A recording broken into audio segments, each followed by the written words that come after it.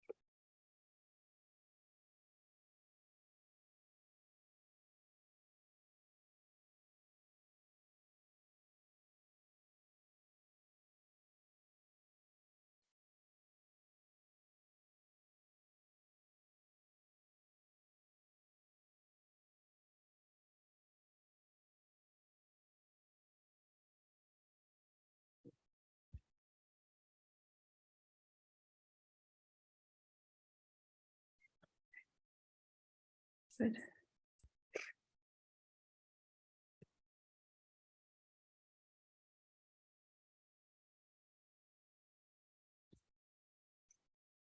Oh, here.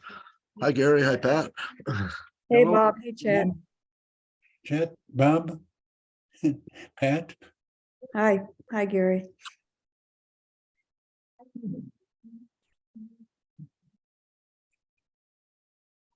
Greetings, everybody, for this meeting of the Geologic Safety Committee. Are we all here? Is it time to start? I'm not I sure. don't, I don't see Nan's on board yet.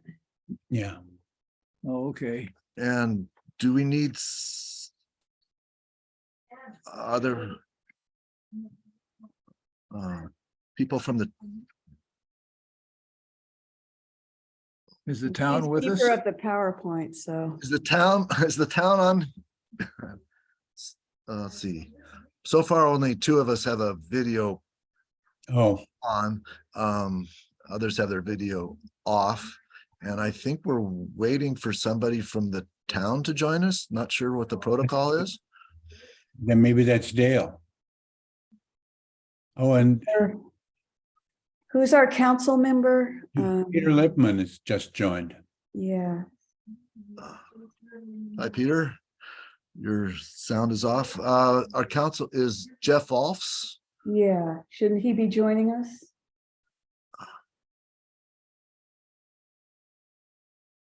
Well, I guess we have a couple of options. We could ask him if he's joining, or we could start at a certain time. I don't know what the Well, right call Let's is. figure out where Nan is first. She's the keeper of the PowerPoint. I could call her.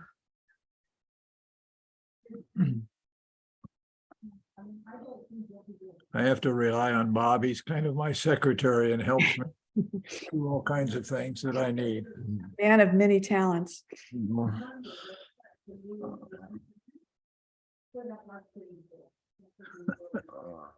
This is kind of strange that the town is not showing up.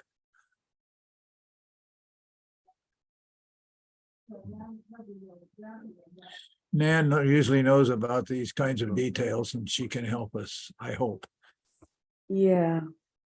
And I'm pretty sure it's being recorded. Yeah, it's on. Oh, there's Jeff. Is Pat here? Yeah, you can't see her, but she's Okay. there. Yeah, my camera's off. Give her a call.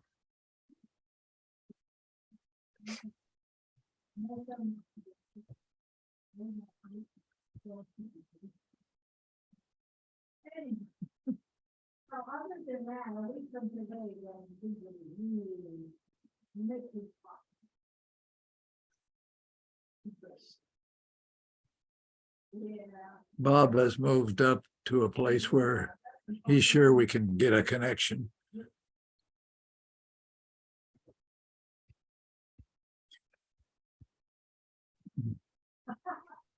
I hope all of you are okay. Pat, are you? Yeah, pretty good. I'm getting over, this RSV. Oh, wow. virus. So if I talk too long, I'll probably start coughing, but today I'm All right. feeling pretty good. Look at, I may do the same, but Yeah. I don't really have a cold. I've got some allergies here. Yeah. And Gary, is everything okay with you? Yep. Good.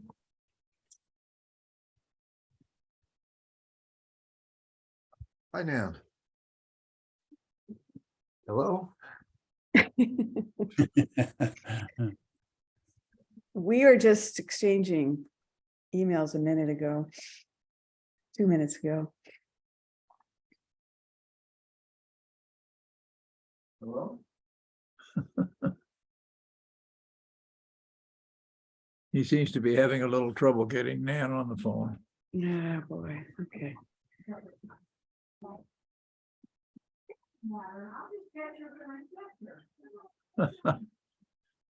Well, Nan is important to this meeting, as also you are, Pat.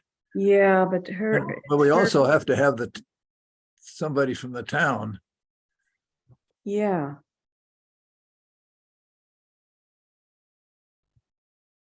Are you unable to get her? Not yet. Hi, this is Karen. I don't think you have to have somebody from the town to have a meeting, so I don't think that's a requirement. Yeah. So Well, there's several people online. Nobody from the town seems to be there, but the meeting's on. I think if we join in, and there's some help with that, maybe we start. I don't know what the protocol is. Yeah, there's a. He's finally got Nan. What I did is I downloaded the PDF that the town has provided that is the town packet for the meeting. And there's a link in that PDF file that will open up the Zoom. It's all right, that's the procedure. Then maybe there's another way, but that's the procedure I followed. And so I assume that if, when you get on, then you can we'll be ready then to have you do your presentation. Okay, I'll hang up and let you. okay, That is on now. great. Okay, She's here. great. Yes, Nan, please do the screen sharing. Hello, Nan. Oh.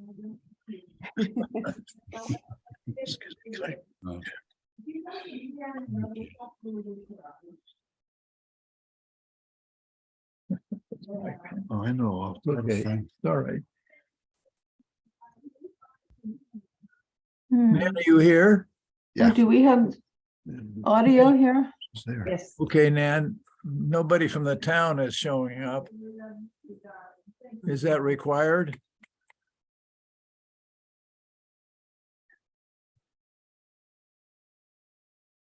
Nan? Boy, we're having all kinds of troubles. Hello? Nan, Now she's on. Bob? Nan, are you here? Yep, she's there. I know, but can you hear me? Oh, she can't. Weird. Nan, we can see you and we can hear you, but I guess you cannot hear us.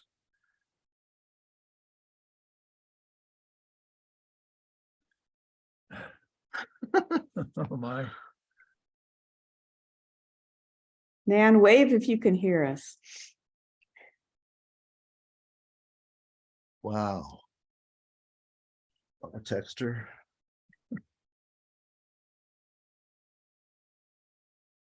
Call her again. So That Bob's was- gonna call her again. Okay.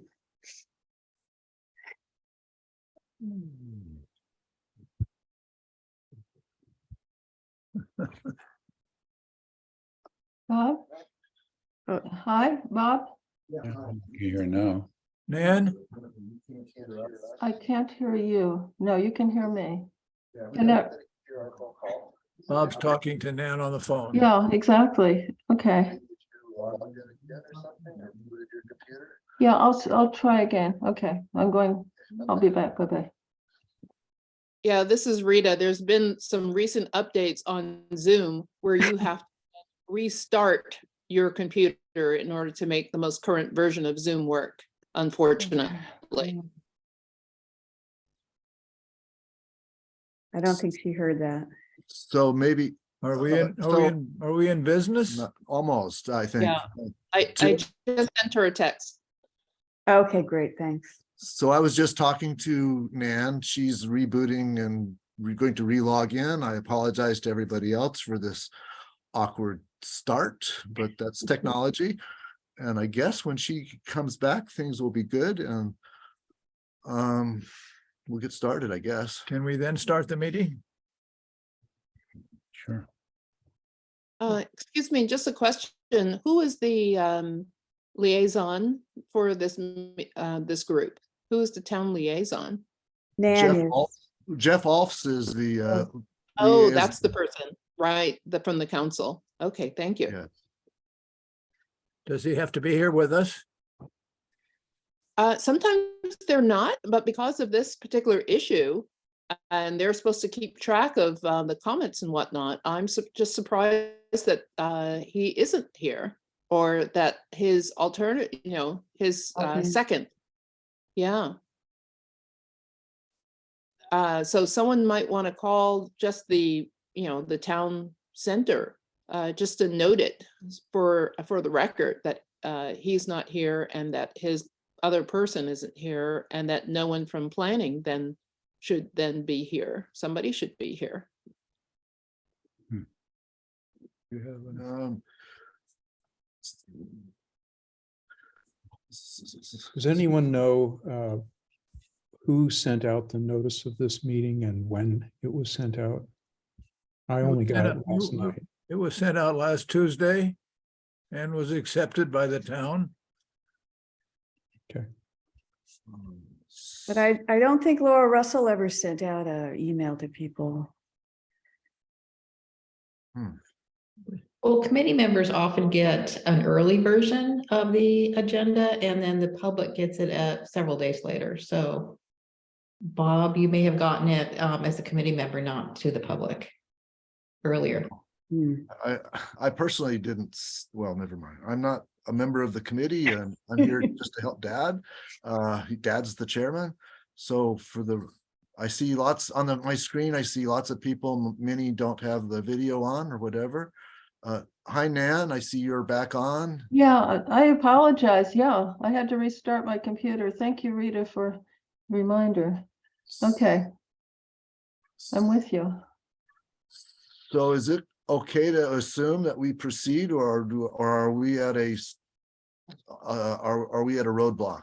Well, just to let you know, this is Rita. Thanks for letting me make this note, but I'll call the town and let them know. So I'm going to dial them right now and just let them know that this meeting is proceeding and that if they expected sort of someone to proceed. be there, I know it's not my responsibility. So I don't think there's any requirement for the town to have a representative in order for you to have a quorum. It's a quorum of the committee members. And there's a public notice posted on the town website. I didn't receive notice of the meeting until last night, and I received it privately. I didn't get it from the town and then I went to the town website, saw it's posted, so it's public. So So I I have a can go ahead. question It's a for duly everybody. noticed meeting, so, and you're the committee. So So- I have a procedural thing. Sometimes it's common to have public comments, but that before business, but the first issue of business was the previous minutes. So what do we do first? Please answer somebody. Roll call. Okay. Thank you, Rita. Roll, right. roll call and then public comment. Well, greetings to the members of the committee. I think we're here. Gary, you are here. Yes. Nan, you are here. I'm here. And Pat, you are here. Yes, I am. And I, Chet Rucky, the chair, I am here. So we are ready. May we begin? Yeah. Ask for public comments. I know. Yep.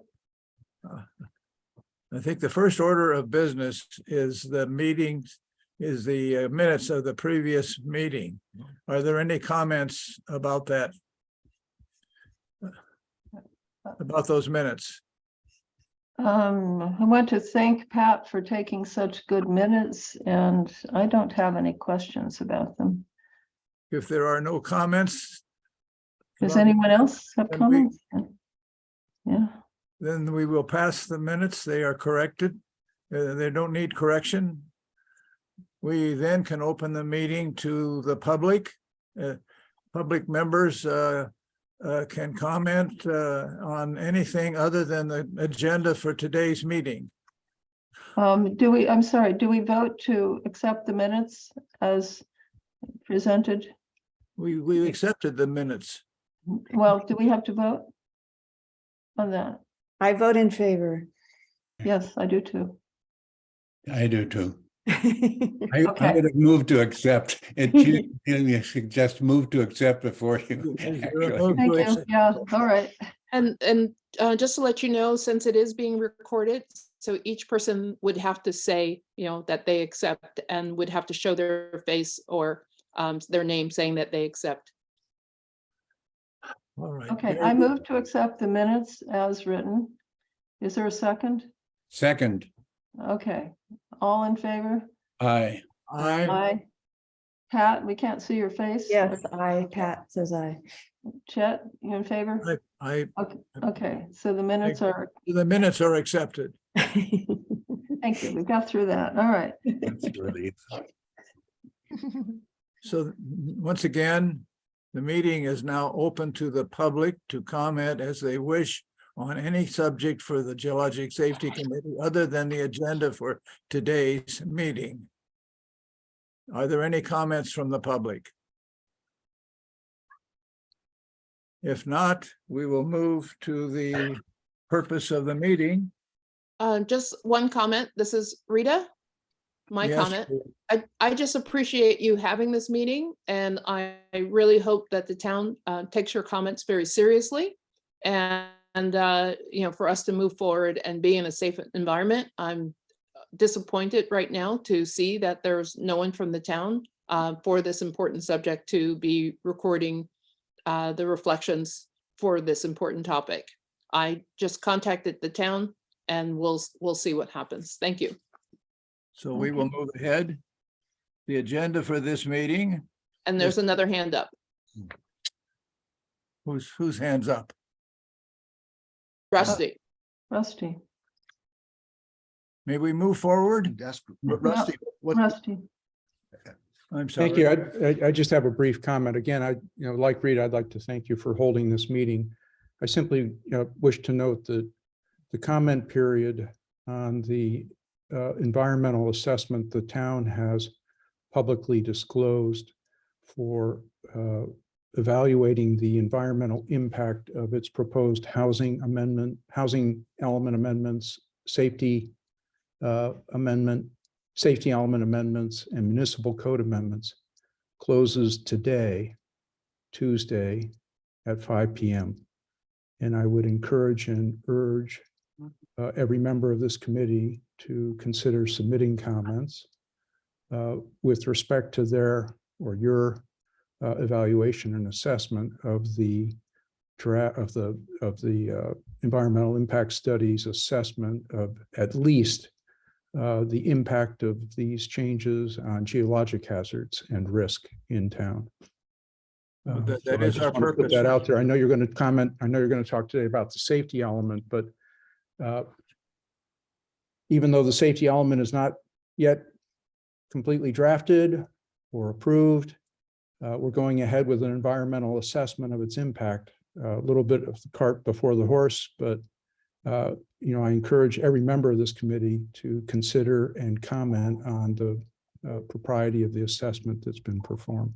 Thank you. Thank you. Thank you, Rusty. Are there any other comments from the public?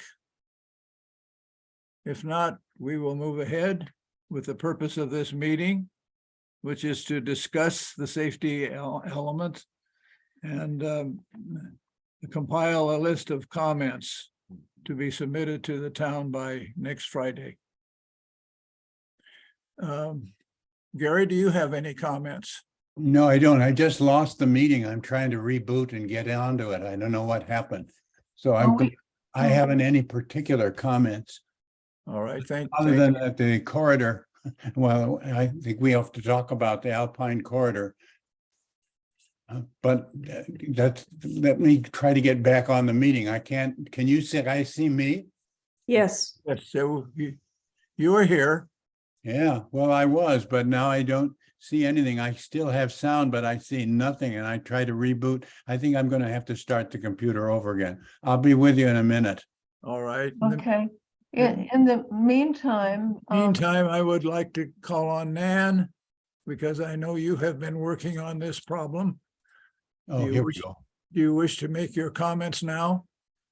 yes, so Rita and I formed a subcommittee to evaluate the safety element and develop a list of questions to submit to the town.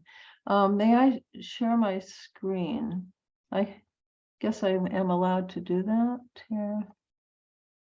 Sorry, Nan, it wasn't Rita and you. It was perhaps Pardon? somebody else. As much as I love you, you know. What? There we go. Wait, no. Wait a minute. Let me do a slideshow. Good. Wait, no, come on. Don't be killing me. Can you see my screen? Yes, Yes. Okay, is Yep. it too big, too small? Perfect. Okay, right. so here are the, so we, as I said, Pat and I combed through the geologic and seismic sections of the safety element with a fairly fine-toothed comb, and came up with a list of questions that we'd like to bring to the committee for discussion. So let me go through here. We have to submit the questions, official list of questions from the committee by Friday. So Pat and I will take care of that once we have the consent of, if Chet and Gary's consent. And this is just for questions, so this is a little tricky. Our actual comments need to be submitted by, I think it's January, yes, January 13th. So we'll need another meeting like this to go over comments to send to the town. The questions were supposed to go into a document called frequently asked questions that the town is compiling from all the questions it gets. So I'm not sure quite what's going to happen. Some of the questions Pat and I have developed really are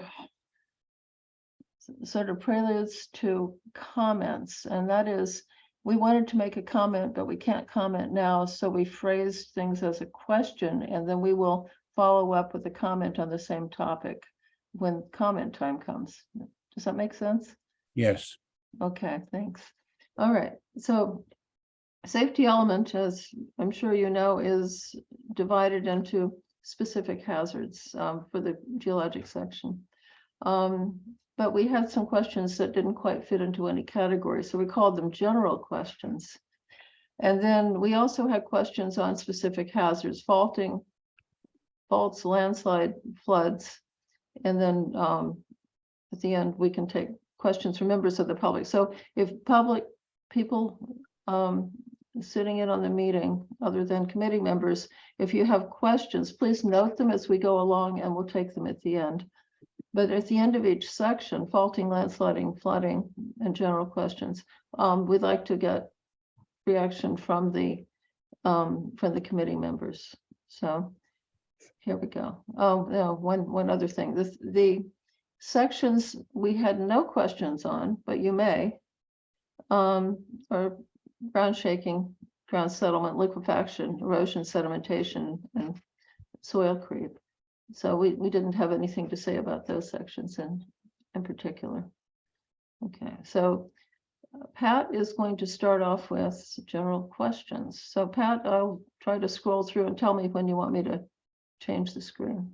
Okay, so I'll run through these, and at the end of our general questions, there'll be a pause for committee members to ask for changes, additions, deletions.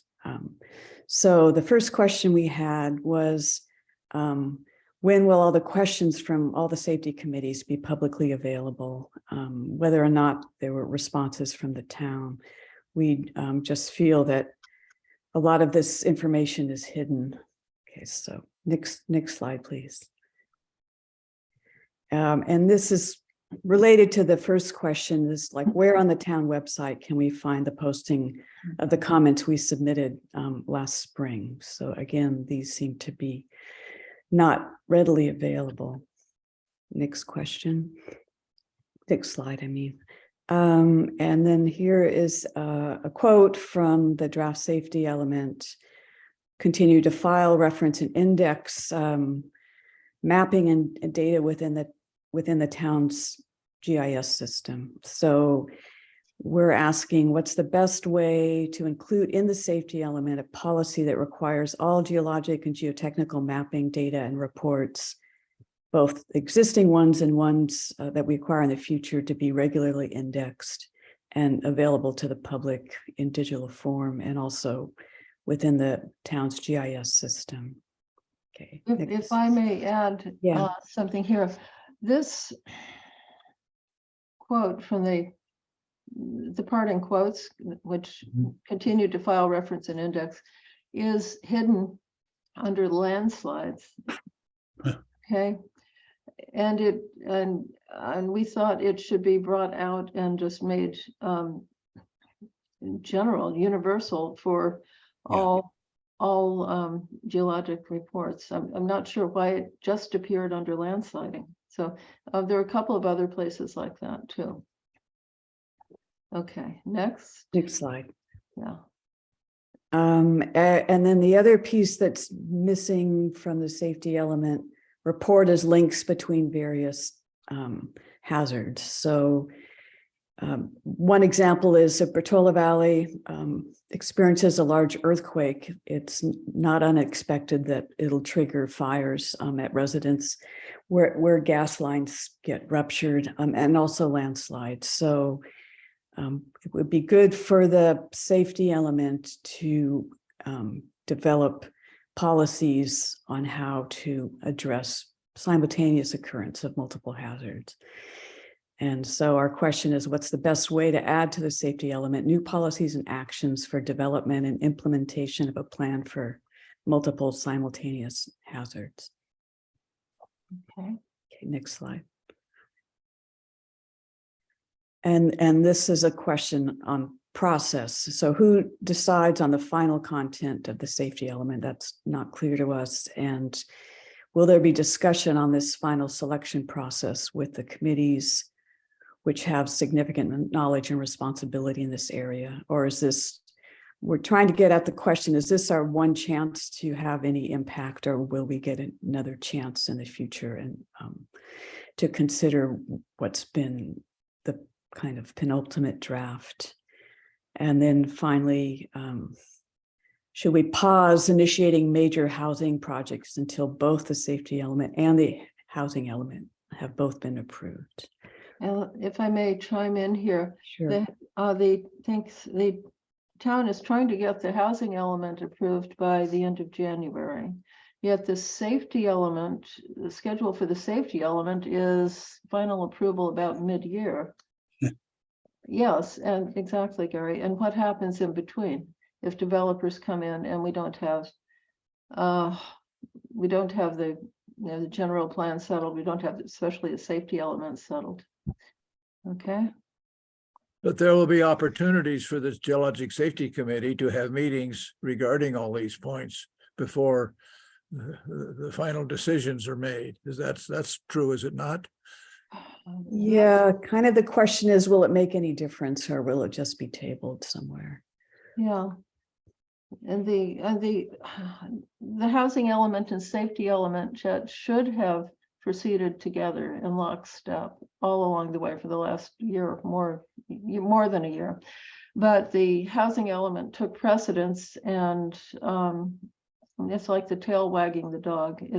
It's creating ripples in the general plan that needn't have been there, and for the safety element too. And I'll point those out as we go along. Okay. Yep, next one, please. Okay. So, and then a request for defining the terms within the topics. So do all policies and actions that pertain to development or proposed development, does that also include major additions to existing structures? Those words were used, but they're kind of vague unless they're defined. And then under the, I believe it was the landsliding topic, the term popped up, qualifying subdivision, but there was no definition of what that meant. So it's a request to define some of these terms so it's clear. Let's see, it was under. Oh. I think it's under faulting, actually. Okay. Yes, it's under Oh, faulting. P13. Okay. Yeah, right. Yeah, so they talk about qualifying subdivision. Okay, and we'll talk about that later. Okay. Yeah. So we don't know what they mean. And these are major sections of the safety element. Okay, so, all right, so here are the two town maps. They're sort of fuzzy, but the geologic map on the left and the ground movement potential map on the right. And those are featured prominently in the safety element. Okay, Pat, you want to take it from here? No, I'll let you handle this one. I'll this just one. make the main point that Correct. these maps were constructed 5 years ago, and we want a process. We're suggesting a process where they're regularly examined and updated as needed, rather than just continue with the same maps. But Nan can be more specific about what our concern is. Yeah, my concern is it's like the fire map, just like the fire map, where the fire map for the town, official fire map, is the state's, I think, 2008 map, which shows very high fire hazard zones only up on the hill, Wayside Santa Maria area, and we know that's not right. Similarly, the safety element, the geologic and seismic sections of the safety element refer specifically to the 2017 maps, which are the most recent published. But we think that the safety element should be written so that the reference is to the most recent version of the maps, whether it's 2017 or, if it's they're updated in 2023. But we don't want the safety element to say 2017 and let that be it. We're not going to, because the 2017 maps, as Pat said, are already out of date. I know of at least 3 changes that have been accepted, changes to the maps that have been accepted by the town council but aren't on the maps at this point.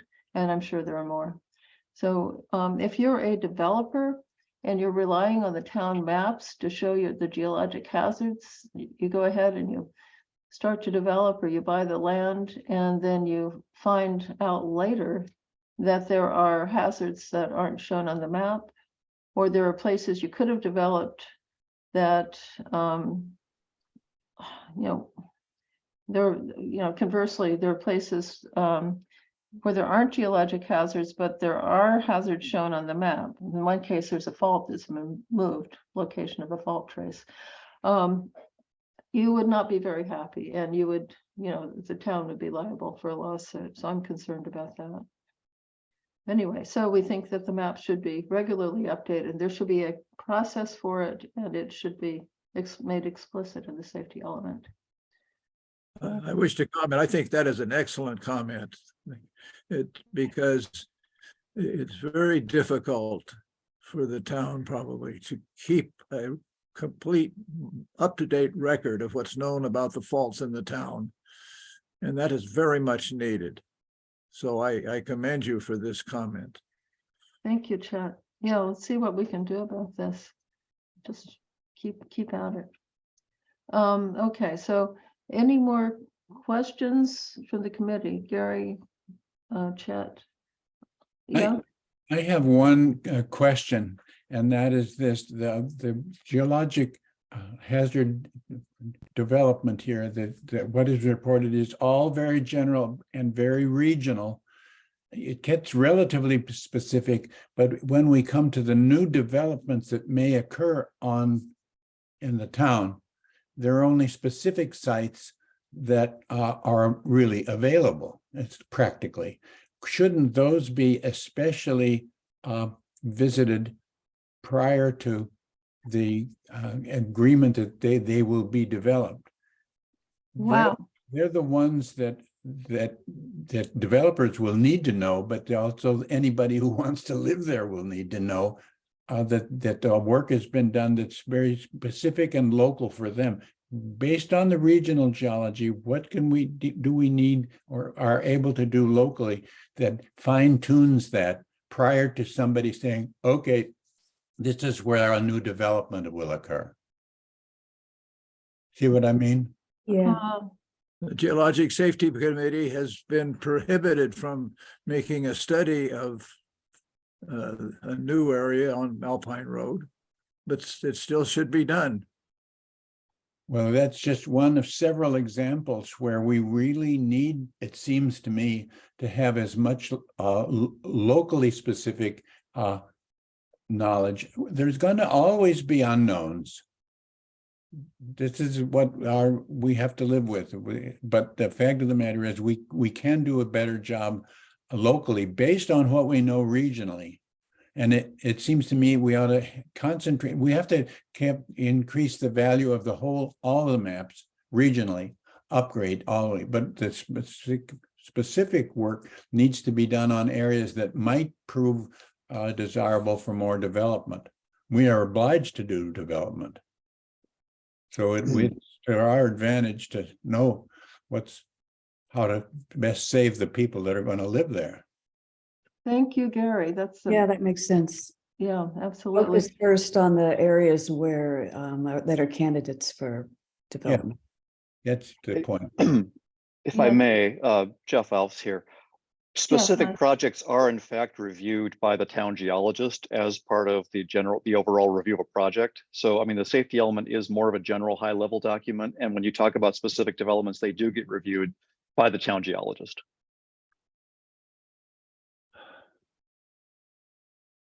But those are reports that are paid for by the developer, is that right? Yes. And we know in the past there have been problems. There have been issues in which reports have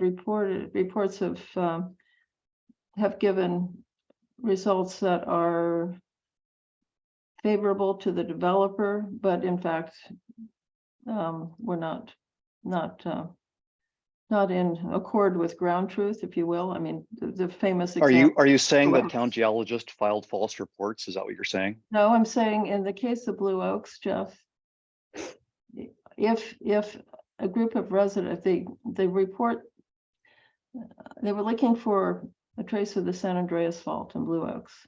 Mhm. That's the fault, the fault is known to run through there. The report said we trenched across, where we were supposed to trench, and there was no fault found. Okay, so that would have gone through. That would have been okay, except that a group of residents petitioned the town to take a second look, and they did. And in that case, the town geologist ordered another report, another trenching, and lo and behold, they found the fault exactly where they thought where it was mapped, where they should have been. So there are cases in which the reports by geotechnical firms that are hired by the developer, the landowner, give results that are favorable to the owner and may gloss over inconvenient truths, if you will. And that happens frequently. This Okay. is why the Town Geologic Safety Committee ought to be involved in any new actions that are considered for the town. Yep. Okay, Okay, your comment is noted. thank you. So I guess we need to discuss this as a committee, but Pat and I were tossing around the idea that in the case of any new site development where there's a report issued, the town geologist looks at it, and we should have another peer review process for the Geologic Safety Committee, which has a great deal of expertise in the area. Also takes a look before this before the application for the site goes before the Planning Commission. I agree to that. That's good. Okay, thanks. Gary, would you agree to that? Yes, I do. I think more eyes are better. It's good to have a site review from an independent body. But no one's questioning that a town geologist is a professional, but everybody makes mistakes in this business. And when there's limited data, and we always in geology live with limited data, it's good to have more eyes on the problem. Yeah, thank you. And Pat, okay, so we need to get that before the town, suggestion before the town in some form. I'm not sure this is actually the forum for it, the questions on the safety element. Right, yeah. Okay. All right, next. All right, so now we're going to discuss the specific hazards and the safety elements, and we start with faulting. So we have inconsistent mapping.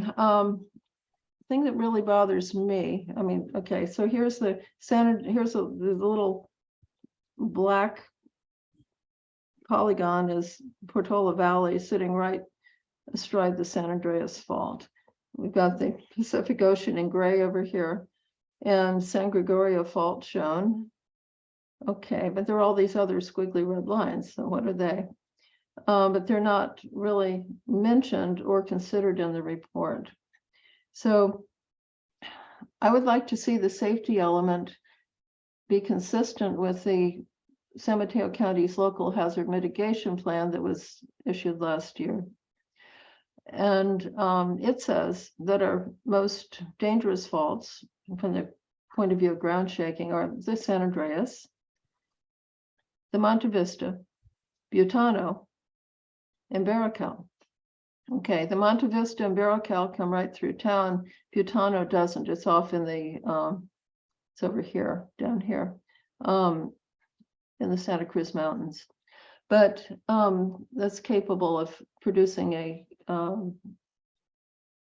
large earthquake that would produce damaging shaking. So all of these, all four faults can produce damaging shaking in town. So I would like to see these mentioned too. And as I said, to be consistent with the published information that is supposedly authoritative. Okay.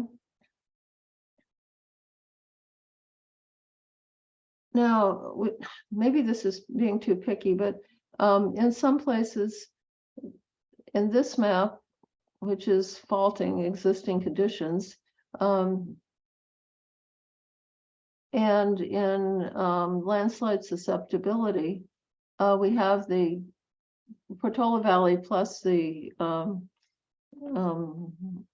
do you call it? The area, the sphere of influence shown. So we've got not only Portola Valley, but also Ladera. And I think that's Webb Ranch. I'm not sure. Shown here.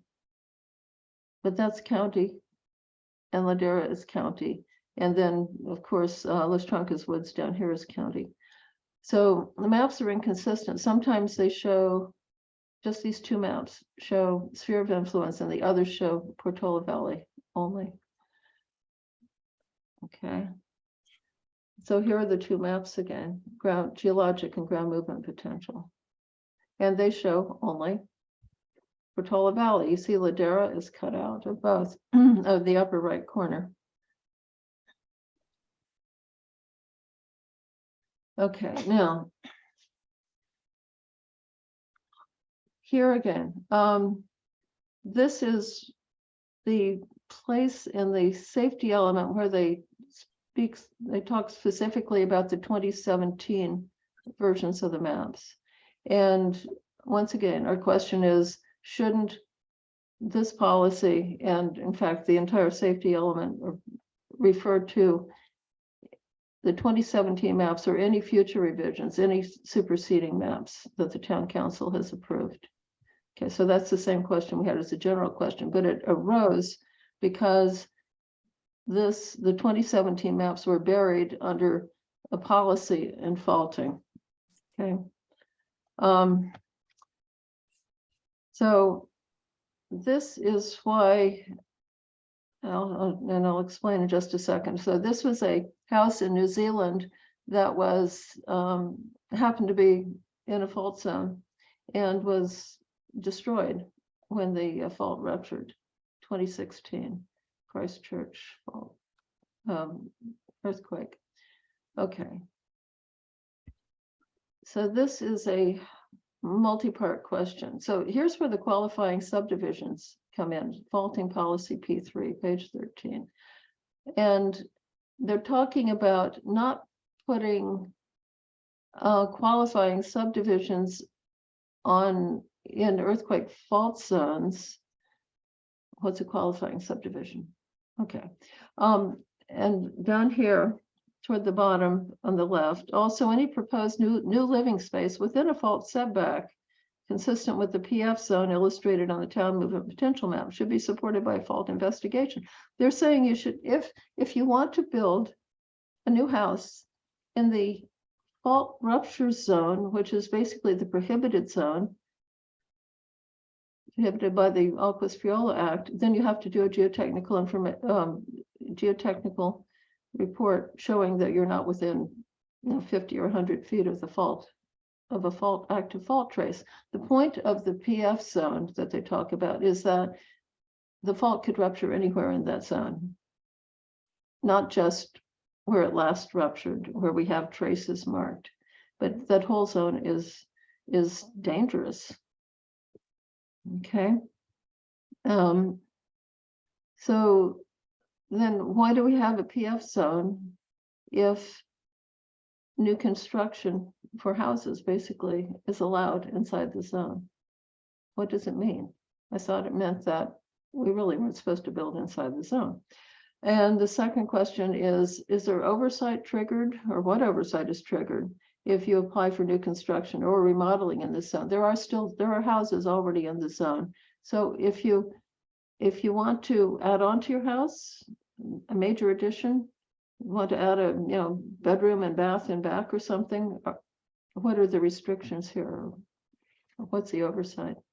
So it's completely unclear. And I think it's really important because we do have houses within the zone that are affected by this, and we need to have complete clarity on what's allowed and what's not. And it's not clear in the safety element as it's written.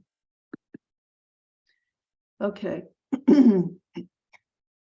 All right, so same policy, and it has actions supporting it. And the policy is supposed to be a general statement. The actions are supposed to be more specific, not really, they don't get down to the specificity of the regulations, ordinances, regulations, but they're an intermediate step. So once again, what's a qualifying subdivision? And then I'll show you policy actions A1 through A5 in a second, but it basically they have to do with resilience of infrastructure. And why on earth is this really, really important, I say critically important, section on resilience of infrastructure stuck way down in an action under faulting under specific conditions? Should we not have a section in the safety element which deals with resilience of infrastructure? The section, I'll show you, the actions are really well written, but shouldn't we have that taken out of this subsection of the safety element and brought out as a specific policy? And maybe it shouldn't be in the geologic section, maybe it should be in it's not even in emergency preparedness. It's general enough. It just applies to the whole town. So I'll go through this in a second. So I think it should apply not just to qualifying subdivisions, but to all proposed development, and you're including major additions to existing buildings, and to all infrastructure, including the existing infrastructure. And then my next question is, what's the best way to add these policies and actions to the safety element so they can apply universally within the town? What we're trying to get at here is that not just new building, but all buildings, all residents, not just new residents, should be protected against geologic hazards. I'll show you in a second. Okay, so here are the actions. Design and construct new town and utility infrastructure, public or private, crossing fault traces, known fault traces, okay? And equip water, gas, electric lines across active fault traces with shut-off devices and flexibility. Yes. Develop a utilities resilience program, okay? So that examines all existing utility lines, okay? And encourage utility companies to institute an orderly program for installing shut-off devices on the lines. And talk with Cal Water and the fire district to establish and maintain adequate emergency water supplies. So all of these things should be upfront in a separate section in the safety element, not hidden under qualifying subdivisions crossing fault lines. Does that make sense? These are excellent ideas, and they're very well stated, but they are in the wrong place in the safety element. They apply to everything universally within town, not just to qualifying subdivisions that are building in a fault zone. Okay. And this, we had have patent, this had patent me scratching our heads. Consider fault traces and identified as fault other than the San Andreas and review of applications. Okay, for the construction of buildings. Yeah, okay, so which fault traces are identified as other than the San Andreas? So there are very few, very few on the geologic map that qualify for fault traces other than the San Andreas. And we know for sure that there are others that are not shown on the map that are in town. So this opens a can of worms. Okay, all right. So comments on this was all under faulting, believe it or not. Okay, any comments here? Gary, chat. Well, question for Jeff. It's sort of implying Dan's recent comment that the town should consider retrofitting some of the lifelines in town where they either cross fault traces or in the next section cross known landslides. So is there is there a catalog of where those lifelines are that need extra attention, or have they all been taken care of? I just don't have a good sense of where we are in terms of retrofitting existing lifelines. What do you mean by lifelines? So that would be water, electricity, phones. Gas lines. Okay, Yeah. yeah, infrastructure, fine. Yeah. You're talking about, I mean, so all of those are managed by, you know, the water is managed by Cal Water. The phones obviously are managed by AT&T. The power is managed by PG&E. I mean, they manage that. We don't typically tell them how to manage that. I mean, we could probably, I'm sure we do in fact talk to them about issues within town. So we could probably request that information from them, but it's generally been their purview. Well, Right. okay, I guess my question is not that we tell them what to do. It's just like, has this been done, or does it need to be done? Do we have any sense of, so we're not surprised if, you know, there's ground shaking or landsliding that severs some of these. I mean, they do that regularly. I mean, that's part of their, I mean, the CPUC probably spends more time overseeing that than we do, but I know that they all have, they obviously, they understand the risks, and I know they spend a lot of time. We do talk to them about this. I know they spend a lot of time working on it, so. Okay. So Yes. your feeling is that they're on top of it. I'm not saying they're perfect. They're far from perfect. I'm saying that they understand their obligations, and they have an effort. They have ongoing work in this area. I'm not saying it's never going to. They, you know, do I trust PG&E entirely? Of course not.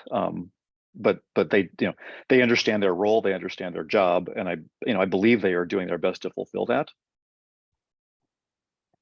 Okay. would it be reasonable to open a conversation with them, Jeff, about specific, say, fault crossings and whether, Yeah, it's worth asking them. Yes, okay, I think that would be helpful. that's fair. Okay, thanks. Okay, so Pat, you've got landslides. Right. Okay. So this is the map included in the draft safety element that shows landslide susceptibility in Portola Valley. So if you look at it, the darker colors are the ones with higher landslide susceptibility. So basically, the hills to the west are pretty much covered with unstable slopes. But Nan and I zoomed in on the built part of Portola Valley, and if you look, there's patches of the dark red colors. So we were trying to understand how that fits in with town policies. So, and then we have another question. So in the report, it says the source of this map is the California Geological Survey map of potential for earthquake-induced landslides. But when we looked at that map, we didn't see a very direct correlation with the town's map. Yeah, And so, yeah, this our question is, so the California Geological Survey map delineates zones of required investigation, but in the report that's softened to may require further investigation. So we were not sure why the language had been softened, since the state was saying it required investigation. okay, so here's the state map. Here's the state map. It's a little bit hard to figure out where you are, but Ladera is in the upper right corner. And then you can see Westridge pops out, in the lower left is Golden Oak, I think. So, but the blue areas are their, you know, potential for earthquake-induced landsliding. And Nan, if you go to the next one, you can see more clearly that they don't really correspond very well. So you can see these kind of patches of the dark red color. And then this again is the landslide susceptibility map, where you can see. So then this raised another question is, well, how are these different colors defined? So in the legend, if you go ahead to the legend, There's the oh, three. here's all three. Yeah.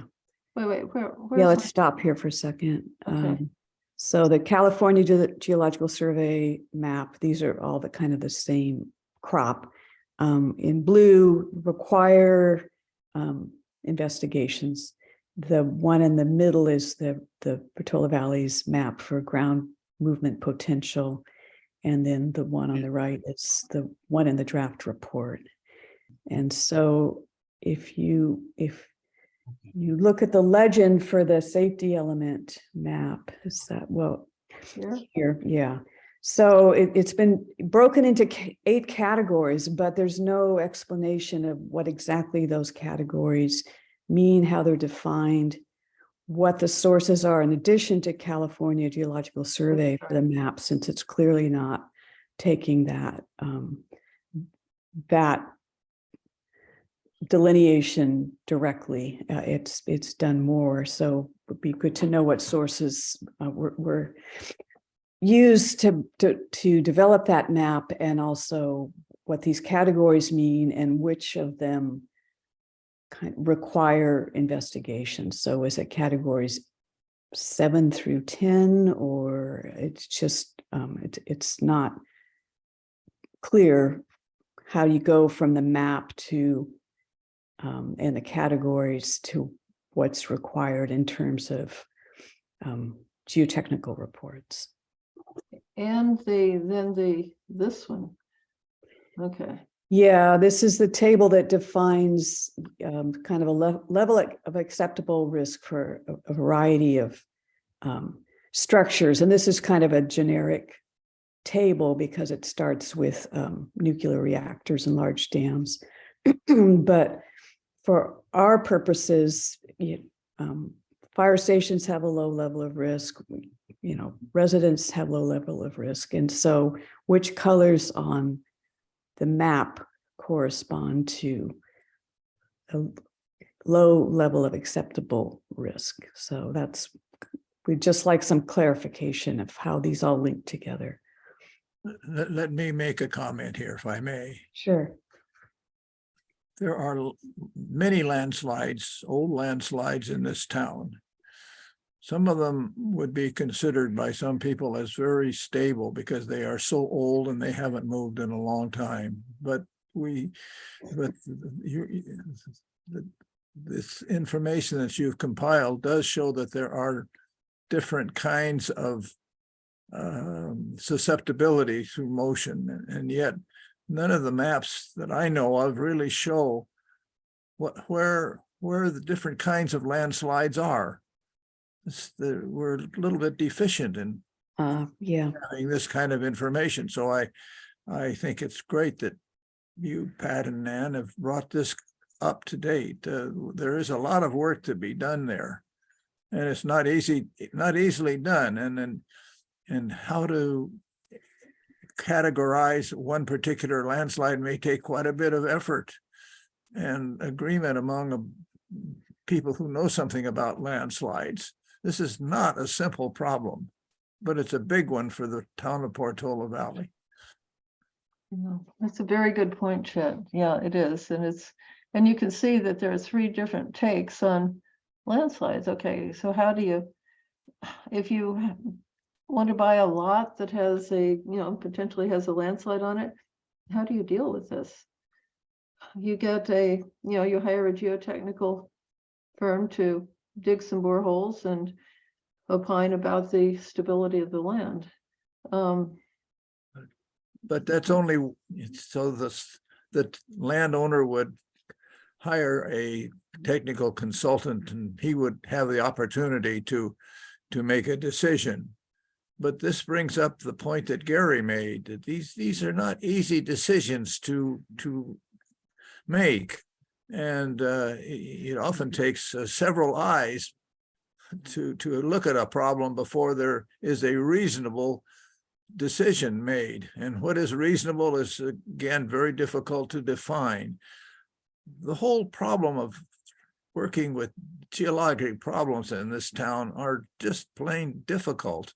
And many eyes are needed. Just having a consultant say that it's okay, to me, seems too simple, too easy to overcome.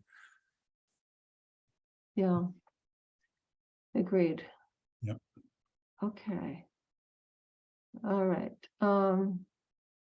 Okay, that's that. Okay, Pat. I think we're back to Pat. This is kind of getting at the same question. So the areas with high to very high susceptibility are scattered throughout the built part of the town.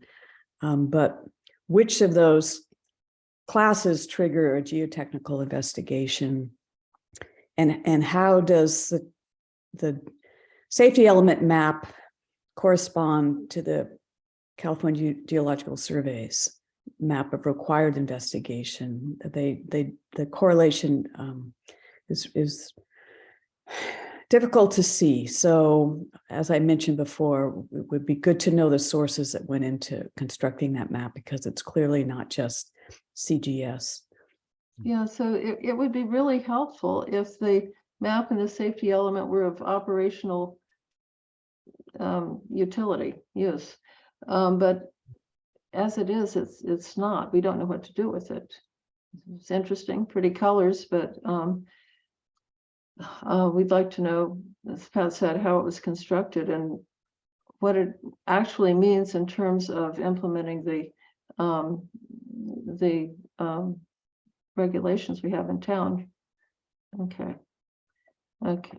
Pat, this is yours. So let's see, required, this is a quote from the draft element, required geologic and soil reports for all new developments in areas of identified landslides or other zones of geologic hazard susceptibility. And again, it seems like this should be a universal policy that applies to all proposed development, not just those on landslides. So getting back to, flooding hazards or faulting hazards or ground shaking hazards. So it seemed to us when we read through this that this particular topic, the landsliding one, was much more comprehensive in how it addressed kind of the point of the safety element, and that the others were a little bit lacking. So this one is kind of, for this report, sort of the gold standard, and we wanted to emphasize that the other parts should be consistent with this one. Okay. Yep. And again, to continue to file, reference, and index mapping and data within the GIS system. So this note is under the landsliding topic, but again, this should be universal for any reports having to do with geologic or seismic hazards in the town. yeah, and wanted to point out that they were talking about just the geologic geotechnical mapping and data, that is the any new markings on the maps, basically. And we'd like to see the reports that are that are in the public, that are public and have been submitted to the Planning Commission, geotechnical reports, that they all be readily available. It's like searching through a haystack to find the right straw to find your reports right now, and you have to make a specific request to the town for a specific address, and yes, you'll eventually get the report. But it would be really helpful, especially for this committee, I think, to have all the reports available back to day one. Some of them are on paper and can be scanned, and some of them are now digital. Newer ones are digital, but everything should be available. Okay. All right, Pat. Okay, so locate structures for human habitation and most public utilities to minimize disturbances from potential landslides. So be cognizant of where the ground may be unstable and don't aggravate it. So where roads or utility lines are proposed to cross landslide areas for reasons of convenience or necessity, make sure they're designed to handle movement, slope movement. Let's see. And then again, these are extremely important policies that shouldn't be applicable only to new buildings, but again, it raises the issue of how do you retrofit ones that are in areas that are subject to, in this case, slope failure. And for our question, what is the best way to include these policies and actions in the safety elements so they are applied universally to existing as well as new construction in the town? Okay. All right. Is there any more, Gary, Bob, any more comments or questions here? I have some. Okay. The town is not being well served by the Brown Act. I congratulate Nan and Pat for doing an incredible job of looking over lots of details that are important to the people of this town. But this committee cannot get together and discuss these kinds of things because the Brown Act will not let us do so. It seems to me as though the town itself ought to have a policy where we could get together and pore over maps, not just on a meeting like this that's by the computers, but where we are allowed to sit down at a table somewhere and pore over all the information that we can gather and allow anybody who wants to come to such a meeting to do so. But unless we have a policy like that, the committee is hamstrung, cannot get together and discuss these things with one another. The town is not being well served as a result of the way the Brown Act is constructed. So I really encourage the town to think of some way to allow a committee like ours to work together in a different way than just by computer discussion, which is not adequate enough. Thank you. Yeah, thank you. Chet, yeah, I absolutely agree with you. In this case, it took hours of discussion going through this point by point. Several days of several sessions. So it would have been several meetings of the committee if you hadn't wanted to have basically a all afternoon meeting or all day meeting. But yeah, it's very, very difficult to be able to discuss something from the beginning rather than have a presentation of something that's been sort of pre-digested and presented to you. So if I may, if you want to convene a public meeting of the committee at the schoolhouse or somewhere else, as long as it's noticed in public, you can sit, and if it's going to take several hours, you can sit there for several hours as long as it's a public meeting, as long as it's noticed, and most people will not attend the full thing, but there's nothing precluding you from doing what Chet is suggesting, if I understood him correctly. Mhm. yeah, well, that's a possibility, I guess. Chet, if we could just all announce a meeting and then 3 days ahead of time and then go down to the schoolhouse and sit with the maps. Yes, Well, that would be a good idea. Okay.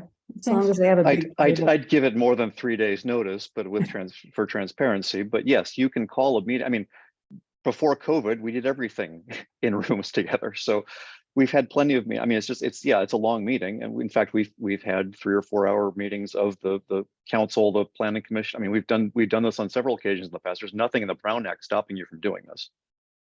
Okay. All right, that's nice to know. Okay. Maybe we should do that next time. Okay. Maybe for the when we get to the comments section, we can do that, because we'll have to have another meeting in December or early January to pull together our final comments on the safety element, so we could give it a trial run then. So we'll see. Yeah, we'll have to try to work this out. Yep, I agree. Ec- Okay, flooding is my topic. That's the last section on which we had comments, and there was just one comment here. So we know that even, we know that with climate change, there are likely to be more intense storms and there will be more flooding in town. But already we have flooded areas that flood, and there are electrical and internet telephone boxes in town that flood regularly. Rita can attest to that. So this is a problem. It is a problem. So this is in a footnote. There was a 1970 master storm drainage report for the town of Portola Valley that's cited in the safety element, and that prompted the question, have the inadequacies that were identified in this report been taken care of? We don't know whether anything was followed through with or not. And the second question is, has this report been updated in the last 50 years? So as an aside, I was taking a walk with a friend through the neighborhood just a few days ago, and her lot has a seasonal stream running through it. And so I said, well, does this flood? And then that opened a, forgive the pun, floodgate of commentary on her part. And she said, well, Jean Lane had told her that, this was on Westridge Drive, that in the early days, they had to put boards across Westridge in the low part because they could anticipate flooding in the winter. So they had to put boards across the road so they could drive from one end of Westridge to the other. But then the town put in some culverts, but the culverts were too small. And so my friend worked with the town, requested a larger culvert, and town complied. So now she has a culvert under the street, Westridge, that keeps her yard, which is downstream from that, from flooding. In addition, she deepened the channel of the stream, and then we walked along the stream a bit. And the people downstream from her not only deepened the channel, but laid back the sides of the land from the channel, terracing to allow for basically a floodplain. So they were anticipating major flow and possible floods there. So there's been a lot of work, demonstrably a lot of work done since 1970, and the question is, what do we know today about the state of the flooding susceptibility in Portola Valley and the state of our drains? I know that they've been clearing storm drains, but do we know that the drains and culverts are adequate to handle flow that's anticipated from more intense storms in the future? Okay. So any thoughts about that? Gary, Bob, not Bob, I'm sorry, Chet. What's that? I'm sorry. Oh, and any comments on the what I just said about the state of the, not knowing really the state of the flooding preparedness in the town, if we haven't had a study of the drains in 50 years, or maybe we have and the consultant didn't pick it up. Jeff, do you know? I've lived here for 50 years, and the state of removing flood waters up in our part of the town is just terrible. Our lot, for example, receives the flow of water from a large area, and we have to take care of it personally. Okay, that's what I saw down in Westridge too. People were taking individual action to ensure that their lots didn't flood. Now, if a stream goes through your property, Jeff, you could correct me if I'm wrong.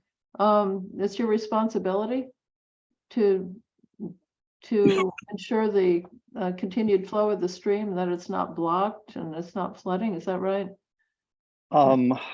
Well, it depends. By and large, I mean, when you build something on your property, part of your, every project is going to have a geologic or, review that talks about that. I mean, in some cases, I know of lots in town where you basically are, required to build the structures, higher, like a foot or two above ground level or higher to prepare for potential flooding of the site. I mean, there's a few places where if it's a situation where the flooding could affect multiple properties, I've seen, so for example, flood control people, 3 or 4 sites will be turned into like a small district to manage the water flow across the sites. It's very much kind of an ad hoc thing where certain neighborhoods just work together, or certain groups of neighbors will work together to try to control flooding between multiple properties. But a lot of it is on private property, and so I don't know if we've done an assessment of like a master assessment since 1970. I know that there have been lots of sort of case by case, property by property assessments, and typically, it's what ends up, with the result of that is some sort of conditions where you build, sort of in a way that anticipates it tries to mitigate the risk of flooding on a specific property. Yeah, which is what I saw down off Westridge. Yeah, exactly. That's pretty typical. Yes. Okay. Would it be helpful to have a review at this point before we get really, really, really a lot of heavy storms, in the next 30, 40, 50 years, to have another review of the drainage system in the city and the town? I don't know. That is actually a good question. Will be a question for Howard, but it's worth including in your set of questions. Yes. Okay, great. Thank you. That's helpful. This is just one of the many things that the committee could discuss in a meeting. We need to have meetings, the kind I just described, where we can get together and at the schoolhouse and talk about these things. It's absolutely necessary. Yeah, you're right, Chet. There are a lot of things, just general topics that we'd like to discuss that we haven't been able to. Right. You and Pat have done a fine job, but Gary and I have not been we can't be involved unless we set up meetings of a very different kind than we have been doing. Yeah. Okay.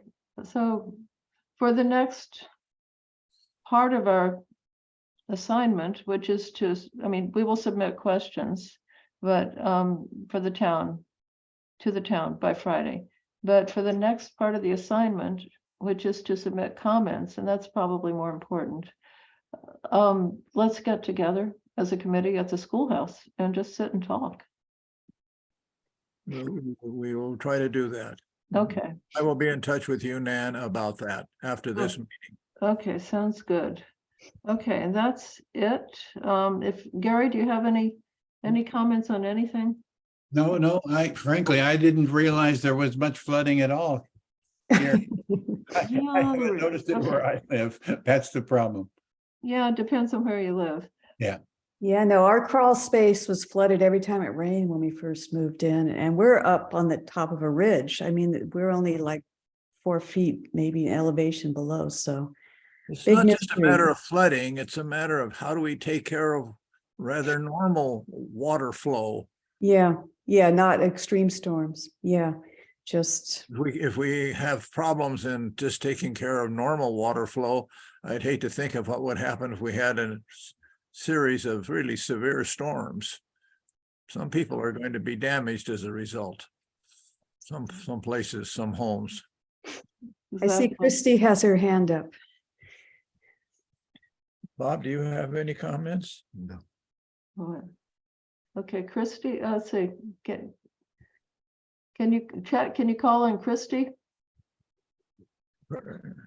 I'm Christy? sorry. Yes, thank you. I'm wondering, I'm concerned about the storm drains and the culverts and how old they are and what leakage could occur going out to the bay with additional development of cement. So is there a map that Howard has to show the public what culverts and what pipes have been replaced and which ones have not been replaced, so we can see how old this infrastructure of the entire 9 by 9 mile town is? I would think that would be helpful. And I look at, as we compact our land more with parking lots and development, we increase the contamination risk going out to the bay if, in fact, I'm remembering Howard's slideshow of how bad some of these pipes were when they rot out and how it just goes into the soil. And that is what we don't want with additional development. We want to fix it, storm drainage to the bay. We have a obligation, I think, to the environment to get these upgraded infrastructure in storm drains. Thank you. Yeah, thank you, Christy. Yeah. Are there any other questions from the public about the topic that we are dealing with today, which is concerned with questions regarding the safety element? Yeah, we had Rita has her hand up. Rita, yeah. We have three hands. Yes, Chet, thank you for taking my comment.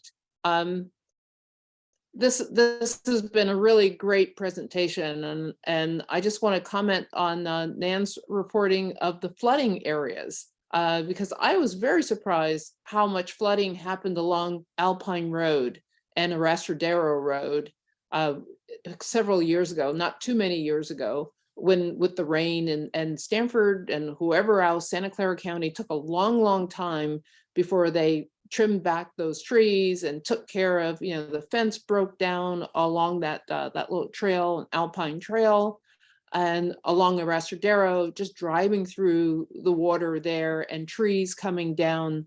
I just hope that the scope of what we're looking at for our own safety, those areas are included into this safety element, because if a tree is unearthed because of that area and falls across Alpine Road, as they did during that time, they fell in Ladera, they fell in Portola Valley, we could not use that route to get through. But still, when it was happening on Arastradero, I had to drive through there several times to get to my daughter's school. So hopefully that area for flooding is included in the scope of the comments, because that's important for our safety and our ability to evacuate.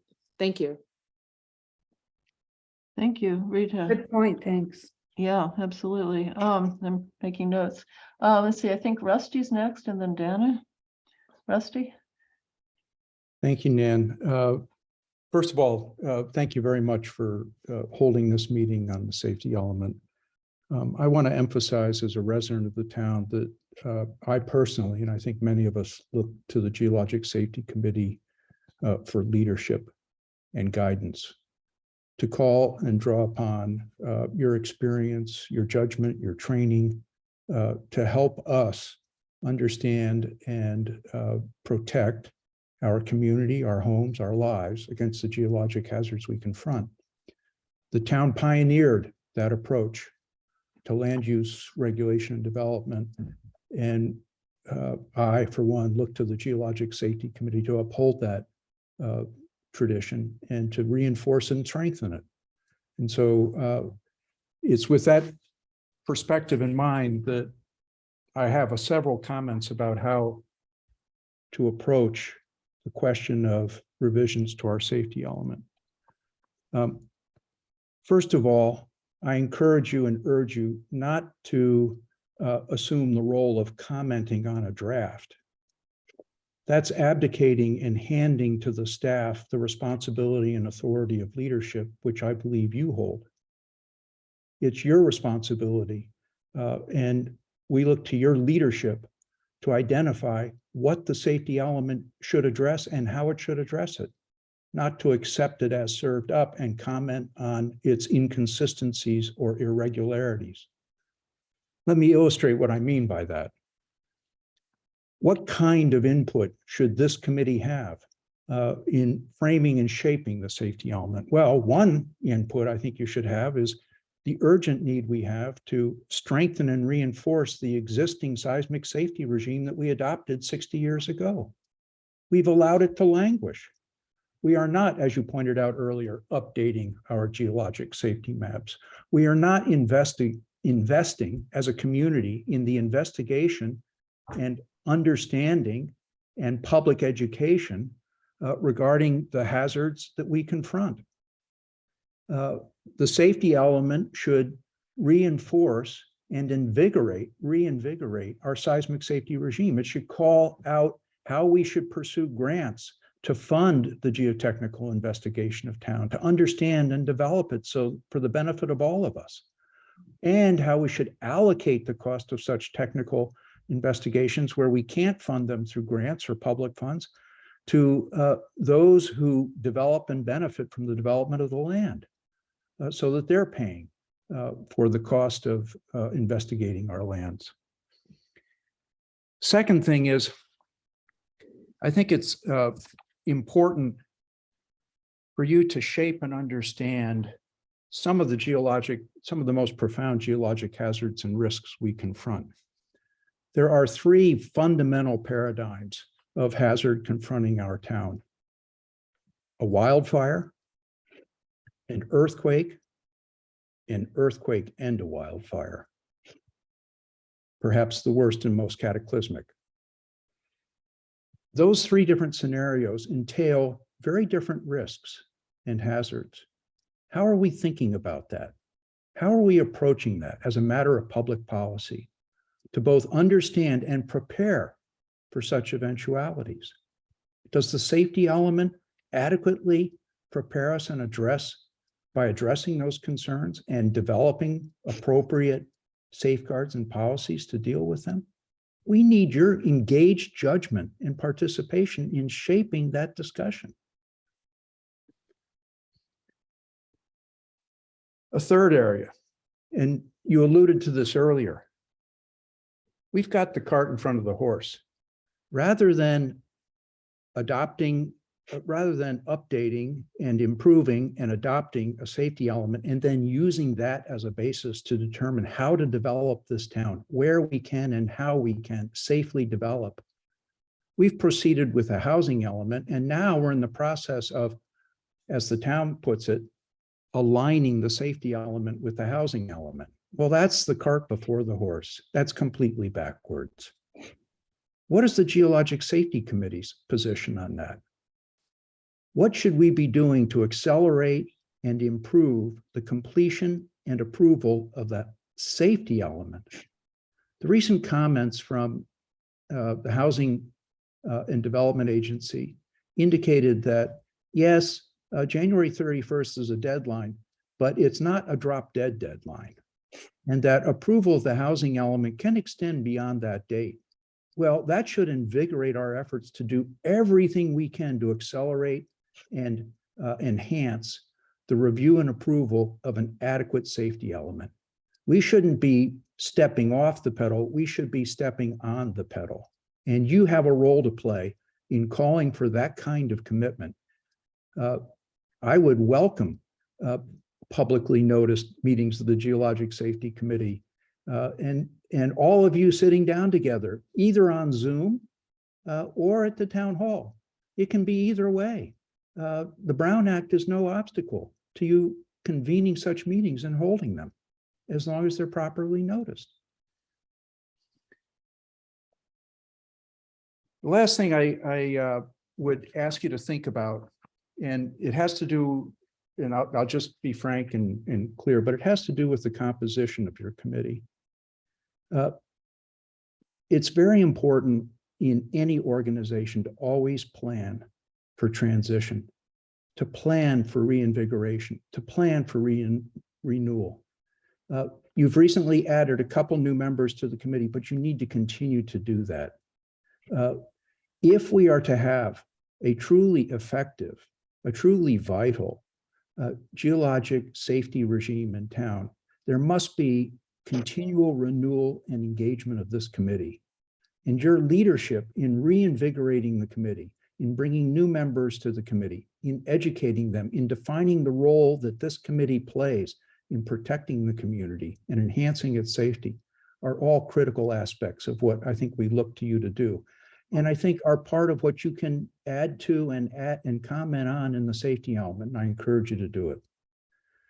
So finally, I want to close. I've given you, a list of action items, I suppose, but I want to applaud what you're doing.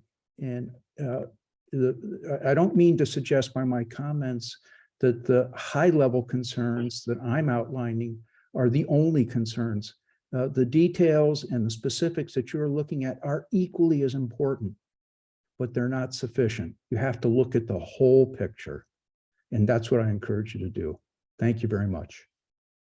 Thank you very much. I appreciate your comments. I have been thinking about the last point you made, that we have to think about renewal. And I have personally been thinking and devising a way to do that, but there's more that can be done. I wish the whole town of Portola Valley really knew that it's everybody in the town is living in a place where there are severe risks to living here. We want to live here because of the beauty of the area and the way the town has been developed. But I'm not sure that everybody in the town understands the risks that there exist for living here.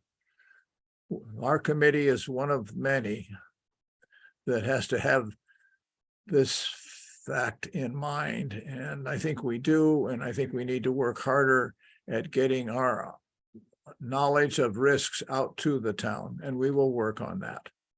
So thank you, all of you, for your comments and your help for us. Yeah. Any Yes. more comments? Yeah, we have Dana. Hi, you guys, just a short one. And I only thought of this because you were talking about flooding and water and the drainage system. It seems, it used to be in Portola Valley that we didn't put curbs on roads so that the water could flow across the land and then irrigate the trees and keep the land organic. And so now that our stormwater is being captured and taken off of the roads.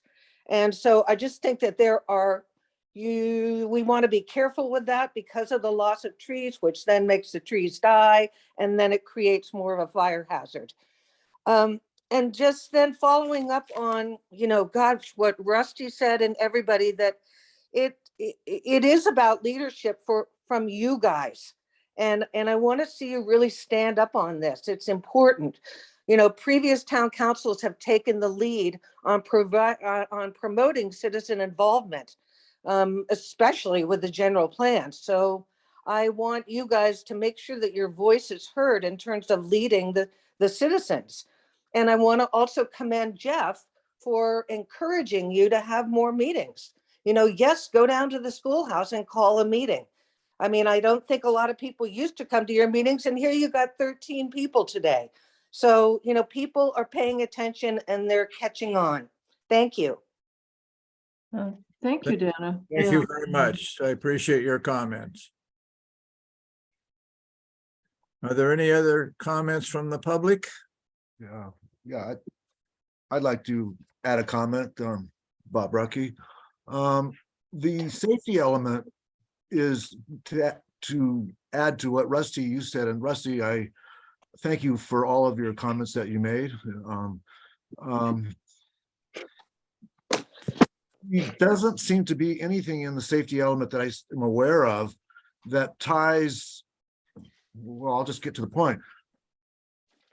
Earthquake related evacuation information. The town's infrastructure if we have another 1906 type event, the town's transportation infrastructure and utility infrastructure is going to be severely stressed. And I don't think people really understand where the potentials are for problems. And especially if there's a fire that could happen because of an earthquake. This could be very dangerous. Thank you. Let me go back to, I may not be able to find it. It's in here somewhere. Having to do with the resiliency. Thank you, Bob. Absolutely. Yeah, so to Rusty's point and Bob's, we have a question that does deal with recognition of multiple hazards and the earthquake plus fire plus landsliding and the effect on I can't find it immediately. That's okay. The effect on not just houses, but also infrastructure and emergency evacuation, everything else. But I think that that's a question, but I think that that's a topic that we need to emphasize and pull out up front. That was my plan for the comments, that is perhaps the most important contribution we can make to the safety element. And that is, look, we don't have just wildfire. We don't have just earthquake. We don't have landslides. Landslides, can happen spontaneously, but typically they don't. We could have flooding at the same time. If we have ground saturated conditions, we could have flooding that blocks roads and culverts and streams. Flooding, cutting off evacuation routes. We could have trees falling on evacuation routes. We could have everything happening at once, and we are not prepared. So I think that we can maybe work with the other committees, but maybe we just take the bull by the horns ourselves and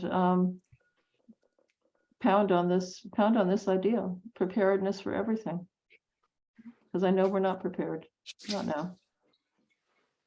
Well, if we have public meetings at the schoolhouse, members of other committees could certainly come and help us, and we could help them.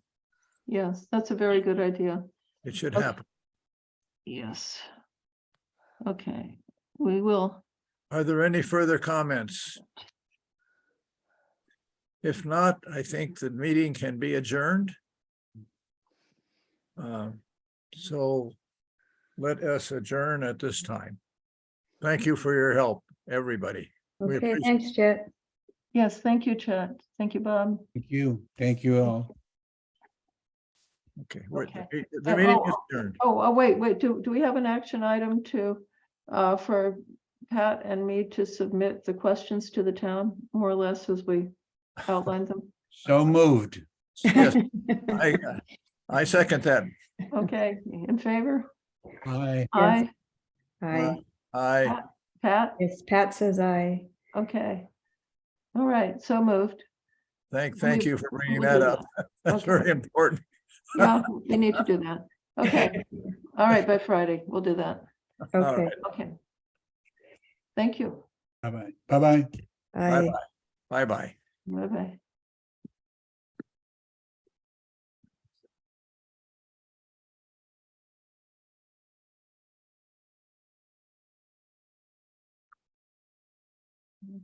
Okay.